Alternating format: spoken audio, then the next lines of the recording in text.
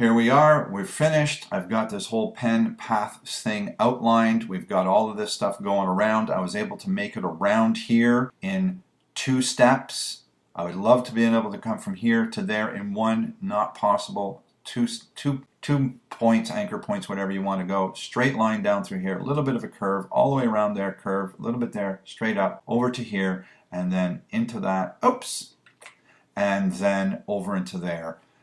It's a beautiful thing. There's not many points on this, and what I do with my class is I go around and I count how many anchor points I've got in there. I'll make note of how many are on the bowl. I'll make note of roughly how many are used to outline the apples along the top, and then I tell my students, you have within this number, give or take, 6 on either side for the apples, give or take 3 on either side for the bowl, and the idea is that you have to have no more than so many points. So if this was 1, 2, 3, 4, 5, 6, 7, 8, 9, 10, 11, let's say that was 10 or 11 points.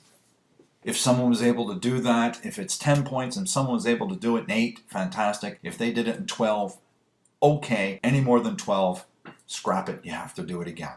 Same thing with the apples here. If there's 25 in there and you did it in 20, great. If you did it in 30, that's okay. But if you did it in more than 30, scrap it and start again. All right? Thank you very much.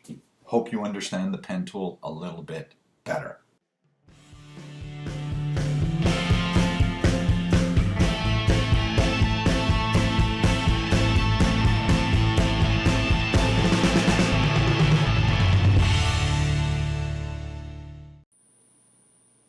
One more thing before I finish off with working with the pen tool.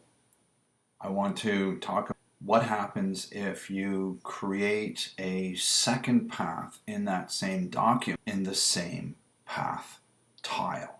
As I've done here, I have the path that leads all the way around. You can actually see the path. All right, we don't see the actual anchor points for that path because I have actively selected my secondary path that I've just created.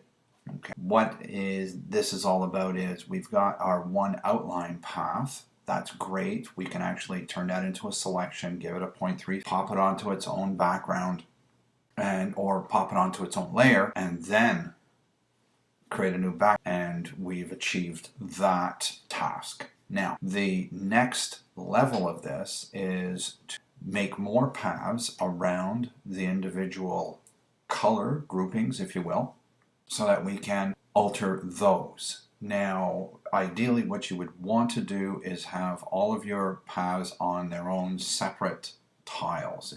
In this case, I deliberately selected the body shape path, and then I started to create a new path that was going around this blue outline for the hair here. I just went and deselected it, so I'm going to have to come back here and click on it. Notice that I have the black arrow tool, or the path selection tool, as my currently active tool, and when I click on that, I activate the path and all of the anchor points. And if you were to take a look over here, you can actually see that I have that in the same tile, and I want to pull them out and separate them. This is as easy as it gets, people. All we have to do is, with that path selected, I'm going to go under the edit menu. I'm going to choose cut. And now you can see it's actually, if we take a look in here, you can see that it is actually going from there. I'm going to come down to the bottom of Paths panel. I'm going to click on the Create New Path icon. Right. I can come in here and give it a name, and I can call the head fur, if you will. And then come under the edit and choose paste. And I have now pasted it back in where it's supposed to be. That's the outline right. And I've now separated that path from the body shape path. Told you, easy peasy.